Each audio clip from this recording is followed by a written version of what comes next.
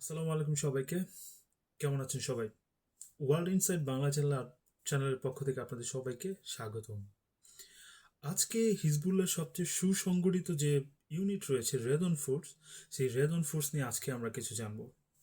Redon force মূলত হিজবুল্লাহর যতগুলো unit রয়েছে সবচেয়ে প্রশিক্ষিত এবং সবচেয়ে ডিয়ারিং যে ইউনিট রয়েছে তা হচ্ছে রেদন ফোর্স। মূলত এই রেদন ফোর্সটা ইমাদ মাগানিয়া, যিনি কিনা 2008 সালে সিরিয়ার দামেস্কোতে একটি কার বম্বিংয়ে নিহত হয় বা শহীদ হয়, তার নাম অনুসারে, তার সাংকেতিক কোড অনুসারে এই নামটা দেওয়া হয়েছে রেদন ফোর্স। এই রেদন ফোর্সের সংখ্যা যে কতটুক এটা আসলে ধারণা করা হয় 2 থেকে 5 হাজার, কিংবা সংখ্যাটা হয়তো আরও বেশি। আহ, এই এক্সাক্ট সংখ্যাটা আসলে হিজবুল্লাহ প্রকাশ করে না, কিন্তু যার ভয়ে ইসরায়েল কুপোকাত সেই ফোর্সটাই হচ্ছে রেদন ফোর্স।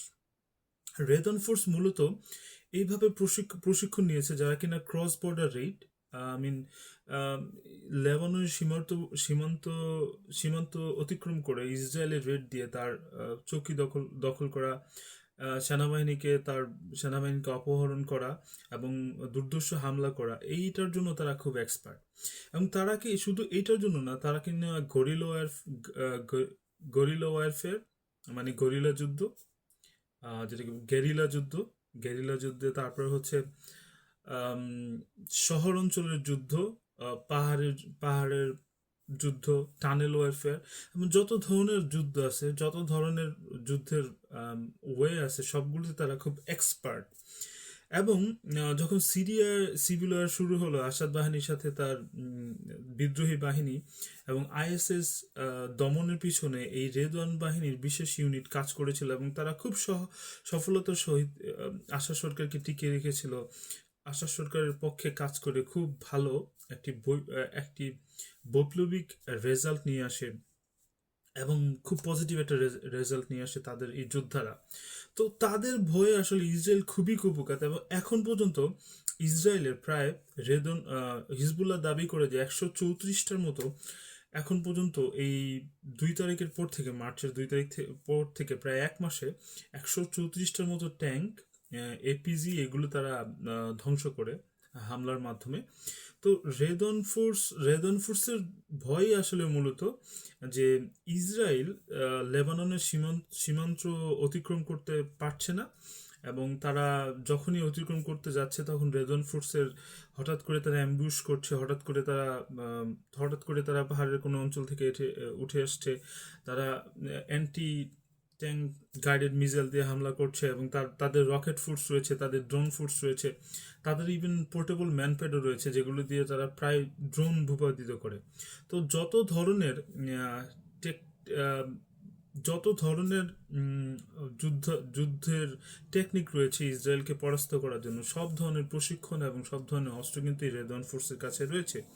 এবং এই রেদওয়ান ফোর্সই হচ্ছে মূলত ইসরায়েলের জন্য হুমকির কারণ, এবং ইসরায়েল চাচ্ছে এই রেদওয়ান ফোর্সটাকে পুরোপুরি ধ্বংস করে দেওয়ার জন্য, এবং এটা ইসরায়েলের পক্ষে কখনই করা সম্ভব না।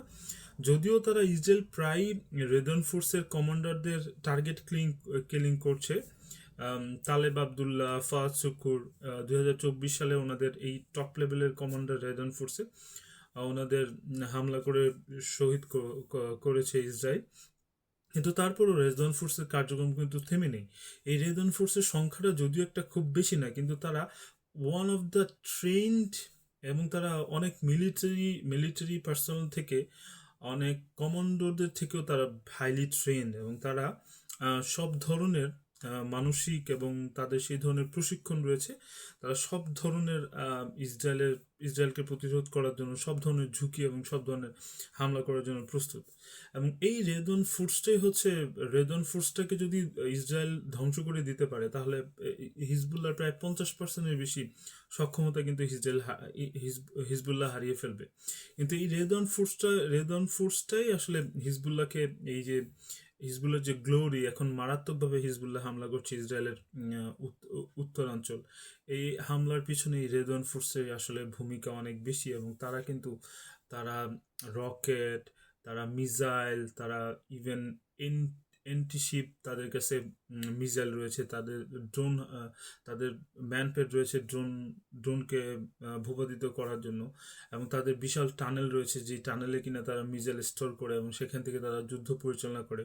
তো সব ধরনের তাদের টেকনোলজি রয়েছে, এবং ধারণা করা হয় যে আইআরজিসি যে রয়েছে ইরানে, তারা বিশেষভাবে তাদের রেদন ফোর্সকে প্রশিক্ষণ দিয়েছে, কারণ ইসরায়েলের বর্ডার এরিয়াতে মূলত রেদন ফোর্সের অবস্থান, এবং ইসরায়েল যাতে কোনোভাবেই লেবাননের যে দাহিয়া অঞ্চল যে রয়েছে সেগুলোতে প্রায় হামলা করে, সেই অঞ্চলে যাতে কোনোভাবেই ক্রস করতে না পারে সেই জন্য পুরোপুরি রেদন ফোর্স থেকে প্রস্তুতি রেখেছে, এবং তারা উত্তরোত্তর ভালো পারফরমেন্স দেখাচ্ছে, এবং তারা সব ধরনের ঝুঁকি পেজার, যে আপনারা জানেন যে পেজার অ্যাটাক হওয়ার ফলে অনেক রেদন ফোর্সের অনেক যোদ্ধা রয়েছে, তাদের হাত পা অনেকে আহত হয়েছে, কিন্তু তারপরেও তারা অনেকে ফিরে এসেছে এবং তারা যুদ্ধ চালিয়ে যাচ্ছে।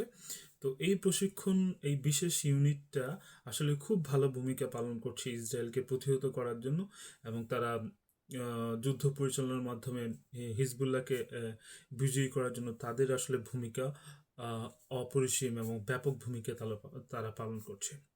সবাই ভালো থাকবেন, আবার নতুন কোনো ভিডিওতে আবার দেখা হবে আপনাদের সাথে। আসসালামু আলাইকুম।